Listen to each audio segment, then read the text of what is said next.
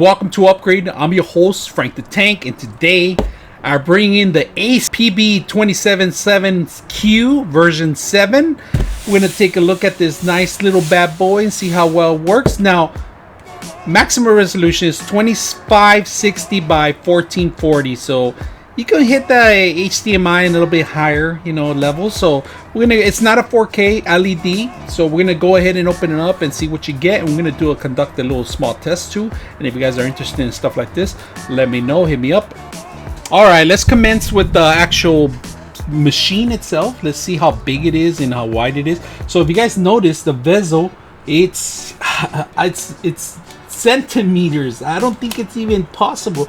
It's like thin, really thin lines. So but this is not the case all the time, so you got to turn it on. Sometimes there's another embedded version of it, so we're gonna go ahead and take a look at that part of it. But if you notice the top, there is none on the top too. Also too, the only thing you get, the strip in the bottom here, and that's about an inch. That's pretty much what it is, an inch. We're gonna turn it around while we have it in this case, and we're gonna talk about the system itself. LED, it's built in LED formats. All right, let's take a look at the back. And right now, I turn off all the lights. I'm getting natural light in here, so you guys won't see any reflection. The back is one of the best things I like about all the time when I look at them. To see how easy the buttons are to access. If you guys see the buttons here, I'm gonna zoom in a bit right now. But first, let's talk about the back end. They give you the mounting area, so you can mount this on a rack, on a hand mount. Really like this function. So let's go ahead and zoom into the button. All right, so let's talk about the buttons. Power button on the top. No listed on what these buttons are for. I like the little knob up and down and left. I like the little remote control that they have here, little remote. It kind of feels like a remote control pretty much. It's a rotation part. I like that part.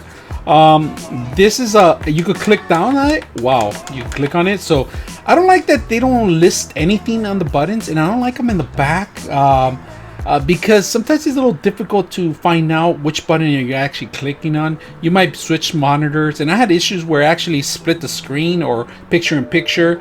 So I prefer the buttons in the front, my personal opinion, but you could do whatever you want when you purchase something like this. Now the buttons are simple to access when you're flipping your hand right behind it.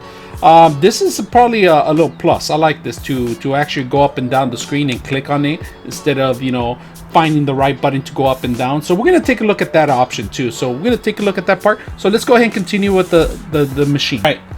Right here, if you guys can see it, power cord connects to here, regular basic power cord. Now we're gonna flip it over to this side.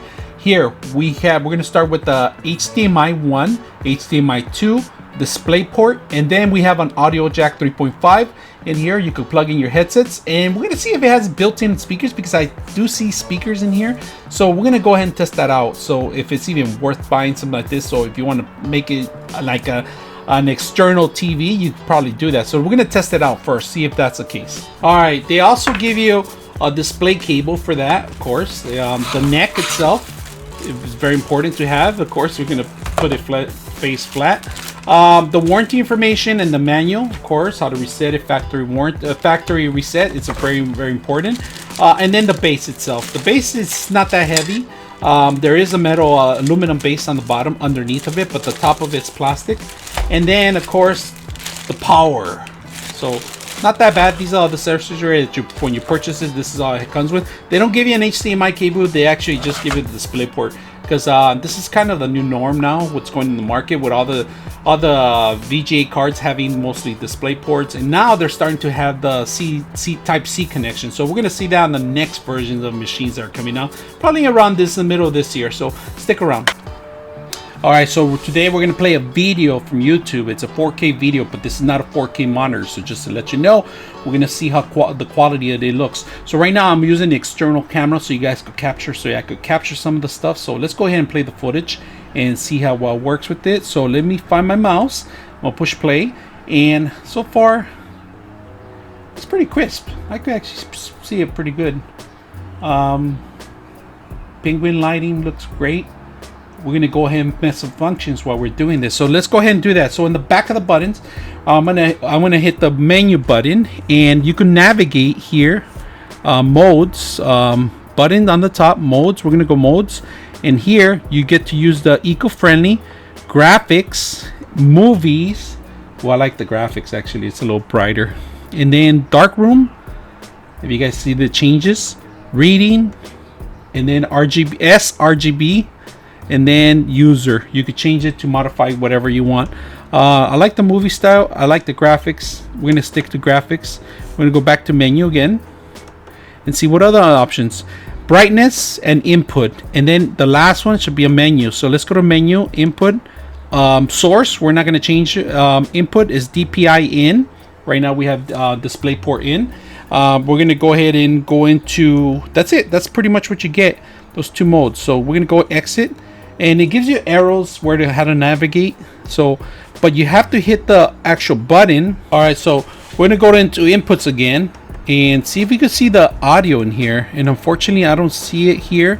So it might be an external part of it. So let's go ahead and exit this thing out. And if I click on it, there's another. If I click on the actual button itself, the little knob, I'm able to control more, and it gives you more. So audio is on right now. And it tells you mute is off right now. So performance, we're at normal. Adaptive sync is on. Refresh rate is off.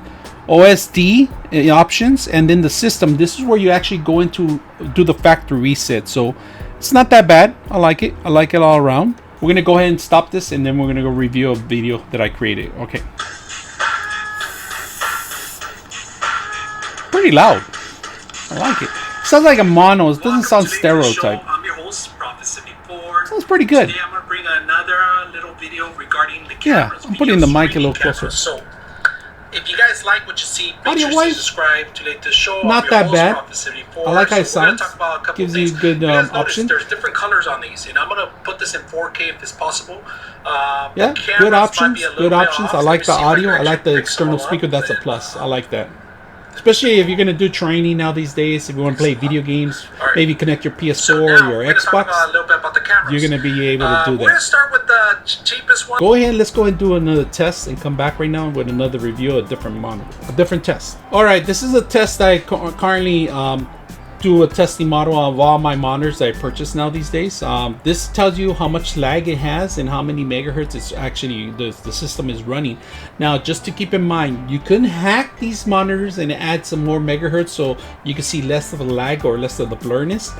You can do that, but it's not recommended. It overheats and it's not made for these systems itself. So do it on your own this screen, or I wouldn't do anything to begin with, to be honest with you. So we're gonna go ahead and do another different type of test. So right now it's syncing, it's doing the test right now. If you can see it, it's at 60 frames per second, 60 megahertz, 16 pixel per frame, and we're at 960. Let's go ahead and boost it up to, we're gonna go turn it up to a little higher. We're gonna go to the actual 2880. And you can see, let's go ahead and make it larger so you can see more of the input. This is at 2880. We're running at 2880 right now, and the blurriness is there. You can see some of the stuff. You can't really tell the actual figure. If you can see the alien right there, I'm gonna point out one of them, and if you can see, this kind of makes people dizzy sometimes. So the test is not always the best test, but it's best if you play some games and you can see what's under the hood on the games, or also do a three-dimensional program to see if it runs really good, how well it cuts the little lines on the character. So we're gonna do that too. All right, we're gonna do a test on Twinmotion Unreal Engine. We're gonna perform a couple scenarios on here. So if you're an architect or a three-dimensional programmer or a game developer, this is probably a monitor for you. So we're gonna go ahead and take a look at it. And I know some people want to see more megahertz on it because they're gamers, but in reality, a lot of people use the megahertz not only for gaming, but they use it for architectural development too, and three-dimensional AR and VR production. So let's go ahead and take a look at that. So we're gonna open up a couple of items here. We're gonna open up the actual demo that's included in this system, and I always love the demo itself, so I like to take a look at it and do the demonstration on it and see how well it works. So on this demo itself, we're gonna walk around the facility and see how well, and see some of the development, see if you can see any lining on the actual characters, and that's what we're gonna be looking for. So let's go ahead and do that. You need a performing machine in order to be able to see these graphics. Not every machine that you purchase will be able to see the same graphics that you're currently looking at right now. I'm running a RTX 2080 Ti card, so it's a little buffed up, beefed up, and i9, so we're gonna take a look at it and see how well it works. So let's go ahead and review this. So we're gonna walk a little bit on front and see some details on his face. These are three-dimensional characters, if you guys can see. All right, so little reviews. We're gonna walk around here, see the lighting effects. So I can read it. Looks good. Lighting effects. Particle effects looks good. All right, same pose kit. We're gonna go into the lighting effects. We're gonna walk around and we're gonna see some of the particles that I like to see. This is a picture within picture of 3D, and you can see it pretty sharp. I'm gonna zoom in a little bit more. No lining cut. It's a little blurry on some of this because it's a picture we're imaging it in a three-dimensional program. You see some granite here. You can see the effects on it. And we're gonna go ahead and see the aluminum, the reflection of it, the lighting of it. Oh, that looks beautiful.